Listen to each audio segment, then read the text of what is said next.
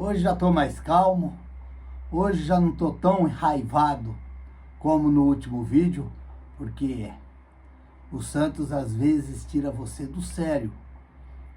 E além do Santos ainda tirar você do sério, a arbitragem também tira você do sério.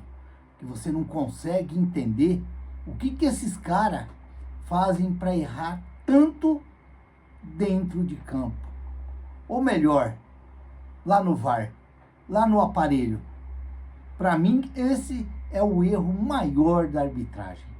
Porque dentro de campo, o árbitro, às vezes, ele dá até aquela escoradinha para ver o que o VAR vai dizer, que ele não devia fazer isso, ele devia ter a convicção dele e marcar aquilo que ele vê, e aí o VAR corrigir ele, e às vezes ele deixa para o VAR chamar ele. Aí fica que nem uns pastéis lá no meio do campo, com a mão na orelha, mandando os jogadores sair de fora, e o Santos não tem jogador para poder fazer rodinha em cima do árbitro, para que o árbitro vá no VAR. Então fica essa mesquinha dentro de campo do lado do Santos.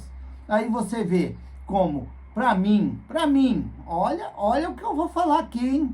Que muitos, por isso que você tem que ter convicção daquilo que você fala dentro aqui no canal.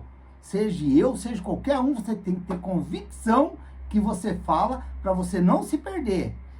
Pega o vídeo lá do jogo contra o Fortaleza, do braço do Zé Ivaldo, que para muitos dizem que não foi pênalti, mas para mim foi pênalti. Vai lá no vídeo e vê, no pós-jogo, Santos 3, Fortaleza 2, quando o árbitro deu aqueles dois pênaltis, um atrás do outro, seguidinha, e eu aqui disse no canal que para mim existiu os dois pênaltis e o árbitro não errou. Foi certo. Ah, mas o Zé Ivaldo estava muito perto. Não importa. A regra é essa. Bateu no braço, é pênalti. É falta dentro da área, é falta, é pênalti. E foi o caso de ontem. O Cavalheiro cabeceou a bola, bateu no braço do zagueiro do Bahia, é pênalti. Não tem discussão, é pênalti. O árbitro apita e acabou. Não tem essa, se estava perto, se estava longe. Acabou. A regra manda isso daí. Aí vem o árbitro, põe a mãozinha na orelha, aí fica o Padilha lá no VAR lá, sem saber o que fazer, e apita o jogo e manda o jogo seguir. Isso está errado. Está errado. Houve uma falta. Você tem que chamar o árbitro dentro de campo. Porque eu já disse aqui, se for para o VAR apitar jogos, não precisa ter o árbitro dentro de campo. Tira o árbitro. Tira o árbitro. Só põe um cara lá na linha lateral. Para aí. Para porque o VAR disse que foi falta. Para que foi pênalti, foi escanteio. Acabou. Não precisa ter o árbitro, porque se é o VAR que vai apitar, eu vejo que o VAR é para ajudar a arbitragem, corrigir um erro que teve dentro de campo, que foi o caso de ontem. Teve um erro dentro de campo. O VAR, o árbitro não marcou, então ele teria que ser corrigido, mas como corrigido? Vai lá no monitor e confere, vê se você está certo. O VAR não precisa nem falar que foi pênalti ou não foi, ele só tem que mandar e falar assim, vai lá e vê se você apitou certo, ou você não apitou certo, alguma coisa, vê o que você fez lá e corrige. Acabou. O Renato Gaúcho essa semana falou isso aí, coisa que eu venho falando há muito tempo, que eu venho falando, é igual o tal da, porque vai bater pênalti, porque se essa lei fosse daquela lei marcha mesmo, que tinha que cumprir, e ela tivesse lá em 2002, quando o Robinho bateu o pênalti no Johnny lá, o Paulo Almeida quase chegou junto com ele batendo o pênalti. Presta atenção naquela batida. Paulo Almeida quase chegou junto com o Robinho, bateu o pênalti. Só que hoje a lei está mais rigorosa. Não é para ter invasão de área, mas todas as cobranças de pênaltis têm invasão de área. Preste atenção que tem invasão de área. Tiraram essa lei? Então pode invadir todo mundo? Aí é diferente. Então invade todo mundo. Então tem as coisas da arbitragem que é facinho para você fazer. E os caras não faz. Os caras não marcam o que tem que marcar. Por isso que te irrita muitas vezes. Se para mim, na minha opinião, aquele pênalti do Zé Ivaldo contra o Fortaleza foi pênalti, esse de ontem também foi pênalti. E muito pênalti. Não existe pênaltizinho. Existe pênalti. Foi ou não foi? Bateu no braço? Foi. É pênalti. Acabou. Não precisa o árbitro ficar com a mãozinha na orelha e fazendo assim para os jogadores se afastar. O Santos está procurando um zagueiro. O Santos está procurando um zagueiro. Por que o Santos não faz uma proposta para o Palmeiras, para o Gustavo Gomes? Traz o Gustavo Gomes, quem sabe para 2026? De repente o Gustavo Gomes pode estar saindo do Palmeiras lá em 2026. Faça uma proposta para o Gustavo Gomes. Ah, mas o Gustavo Gomes vai jogar muito no Santos? Não sei, mas pelo menos ele põe uma faixa de capitão aqui, ó, e num lance daquele lá ontem, enquanto que aquele árbitro não fosse no VAR, ele não tinha saído do lado do VAR. Ele não tinha saído do lado do VAR. Agora o Santos está tão sem moral dentro de campo, com um futebolzinho tão pequenininho desse tamanho. Ei, Vojvoda, hein? Vojvoda, você vai ter que trabalhar muito nesse Santos, hein? Porque o futebolzinho é titiquinho assim, ó. Titiquinho, bem pequenininho. Aqueles jogadores medrosos, aqueles jogadores que têm medo de chutar a bola, de bater na bola. E isso daí tá complicando. E aí os caras não tem coragem de todo mundo chegar ao lado do árbitro e fazer pressão, falar, não, vai lá ver. Não, você tem que ir lá ver. Você tem que ir lá ver. Não, chega um, aí sai, aí vem o outro. Chega um, parece, não é comparando, mas, não vou nem falar. Não vou nem falar porque somos seres humanos. Não posso.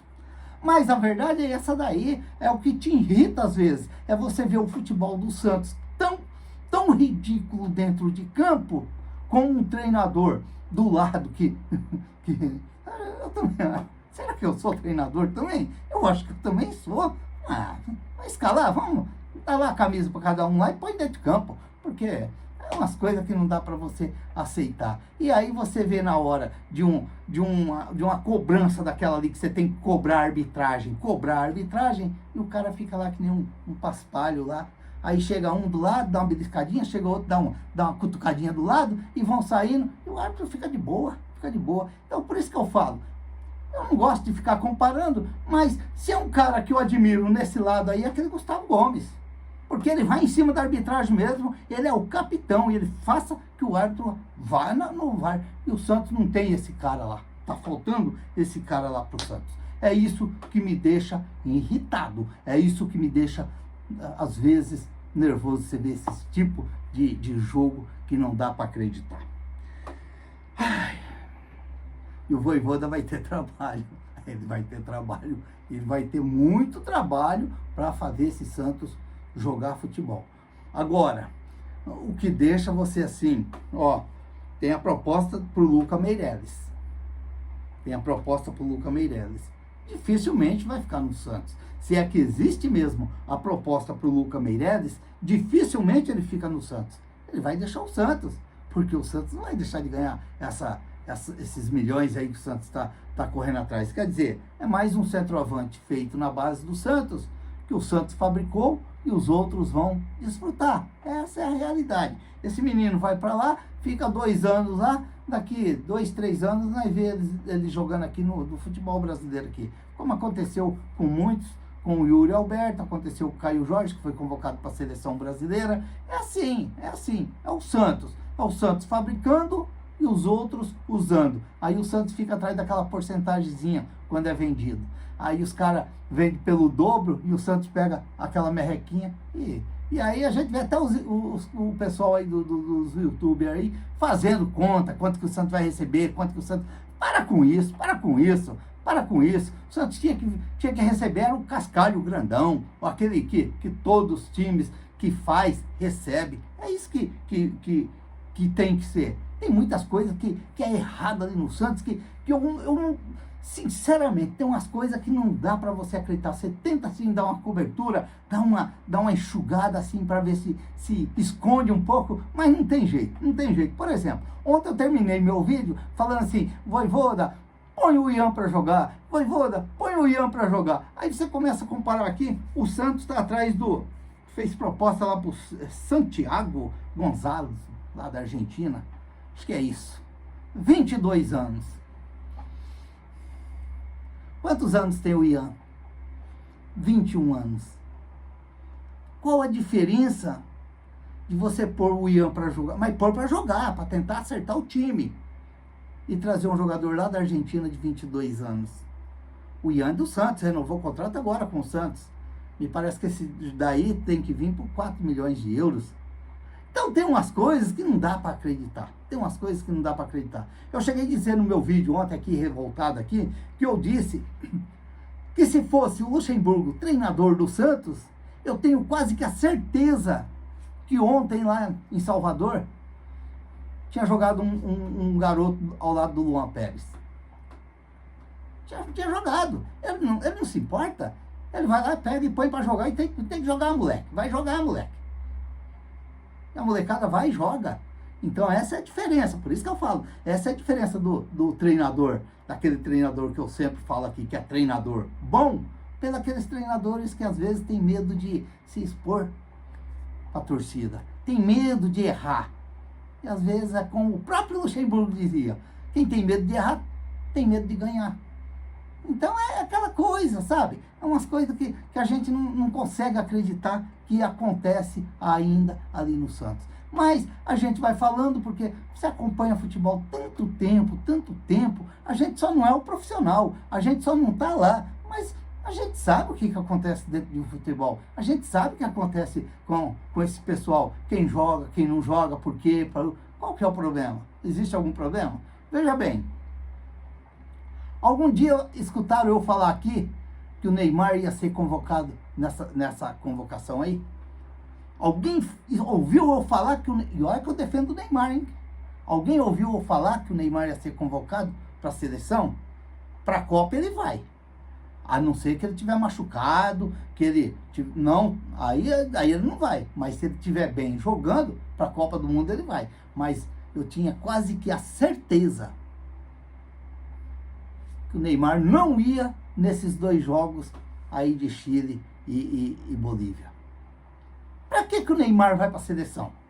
Fala para mim. O Ancelotti vê que se ele consegue jogar na seleção ou não, o Ancelotti sabe. O Ancelotti sabe que ele joga na seleção, que ele é o artilheiro da seleção. Para que eu vou arriscar levar o Neymar agora para a seleção para fazer 2 jogos pela a seleção brasileira, sendo que o Neymar não está bem fisicamente ainda, os corneteiros ficar cornetando em cima dele? Então poupa. Para que o Neymar vai para a seleção? Eu tinha quase que a certeza que o Neymar não ia ser convocado para essa seleção. Eu tinha quase que a certeza. Como eu falei ontem aqui no canal, que o Brasão fosse dormir, mas não ficasse pensando em seleção. Quem viu o canal viu falando isso aí. Não ficasse pensando em seleção, porque ele não ia ser convocado. O Brasão não ia ser convocado. Como que um treinador de seleção vai convocar um goleiro que, se tem culpa ou não, que eu acredito que não, levou 8 gols nos 2 últimos jogos? Qual o treinador que vai levar o goleiro? Então, por isso que eu disse aqui, Brasão, tem que se recuperar, voltar à fase boa de novo, junto com o Santos ganhando o jogo e você bem, para você começar a sonhar de novo com a seleção. O futebol que você já apresentou no Santos, pode apresentar na seleção brasileira, que foi muito bem. Mas nessa convocação aí, com esses 2 últimos jogos do Santos, 8 gols? Não vai. Por isso que eu falei ontem. Dorme sossegadinho, tenta relaxar, não fica pensando mais em 2-0, em 6-0, esquece, tenta se recuperar, vida nova agora, treinador novo. Vamos ver, de repente agora pode ser o treinador que talvez o Santos já devia ter ele, talvez lá em 2022, lá para essa época aí, um treinador a nível do Vojvoda. Tomara que ele chegue ali no Santos, ali, ajeita, dá uma acalmada ali nesse Santos, dá confiança para esses jogadores medrosos que estão ali no Santos, porque tem um camboio de jogadores medrosos ali no Santos, que eu, como eu falo aqui no canal às vezes, canelinhas de pardais, essa é a realidade, que se bater no pé de árvore não sobra um, porque vai voar todos. Então, a gente tem que ser realista. E aí você escuta aí, por isso que às vezes eu falo, a janela está aberta, a janela está aberta, eu tenho medo dessa janela aberta. Eu escuto falar jogador daqui, que o Santos está buscando de lá, está buscando. Será que o Santos vai trazer tudo isso de jogador mesmo que estão falando aí? Será que vão vir todo mundo? Será? Olha, acredito que até sexta, sábado, né? Porque fecha dia 2 é terça. Nossa, dá medo às vezes. Aí vai lá, contrata salário grandão, vem aquela coisa toda, e chega ali a 2, 3 jogos. Olha o Mike. Olha o Mike. 2 jogos ruins pelo Santos, hein? 2 jogos ruins pelo Santos, hein? E viveram aí o Mundial inteiro falando que estava terminando o Mundial, que o Mike ia vir, o Mike ia vir. O Sherman ninguém fala nada. É garoto da Vila, é menino da Vila. Estão esperando ver se aparece uma proposta para mandar ele embora. Os meninos da Vila, vende eles, vende os meninos, vende o Lucas Meirelles, porque tem que pagar os outros que vêm para cá. Tem que pagar salário, pagar o clube e muitas vezes ainda emprestar e ficar pagando para jogar em outros times. Ei, Morelinhos, hein? Mentirinha. Jogando lá fora, disse que fez gol lá. Santos pagando. É o Santos. É a realidade do Santos. Não, nós compramos, se não dá certo aqui, nós empresta. Nós empresta lá para o Atlético Paranaense, lá o Patrick. Deixa lá. Aí nós vende o Jair, e na hora que vendeu o Jair, que recebeu o dinheiro, aí nós desconta lá e já faz aquela coisa toda lá, aí fica, o Patrick é nosso. E aí nós dá lá para o Atlético Paranaense disputar a segundona. Que coisa! Ei, Santos! Quanto tempo torcendo para esse Santos, e eu até agora ainda não aprendi a ver esse Santos um time profissional mesmo. Essa é a realidade. Tem hora que eu tenho uma desconfiança. Será que o Santos é profissional mesmo? Será? Mas é tanta bagunça que faz nesse clube, tanta coisa que faz nesse clube, tanta judiação, tanto dinheiro que às vezes joga fora, com contratações que não dá nada, traz, aí depois rescinde o contrato, e nós paga e eles vão embora. Umas coisas que não dá para você entender. Meu Deus do céu. Eu não quero mais ficar nervoso que nem ontem com esse Santos, não. Ontem eu fiquei nervoso duplo. Nervoso com o Santos e nervoso com a arbitragem. Mas estava 2-0, você acha que o Santos ia empatar? O futebol é diferente, filho. Futebol é diferente. De repente você está deitado, caído em campo, os caras estão dando o maior show de bola em você, aí você faz um golzinho lá, te dá aquele ânimo, te dá aquela injeção de ânimo, você vai para cima e de repente você empata o jogo, de repente você vira o jogo. Há um exemplo aí contra o Cruzeiro, o Santos massacrado dentro de campo, massacrado, fez um gol, ganhou confiança, foi lá e ganhou o jogo. Então o futebol é assim. No momento que você está embaixo, você está no alto. Esse é o futebol. Por isso que é interessante. Agora, quem vai dizer que se o Santos tivesse tido aquele pênalti ontem, o Santos ia converter? Ninguém sabe. Mas se tivesse convertido, era 20 minutos do segundo tempo. 20 minutos. Tinha mais praticamente 30 minutos para o Santos correr atrás de um empate. É assim mesmo. Que coisa. Se inscreva no canal, deixe seu like, faça seus comentários. Se gosta dos comentários também, compartilhe o vídeo aí para os amigos, para o pai, para a mãe, para o primo, para quem for. Aqui a gente fala do Santos, às vezes dando risada, mas triste, principalmente quando é segunda-feira. Meu Deus do céu, cada segunda-feira pesada aqui, pelo amor de Deus. Eu sou o Raul Schott, ficam todos com Deus, até o próximo vídeo, se Deus quiser.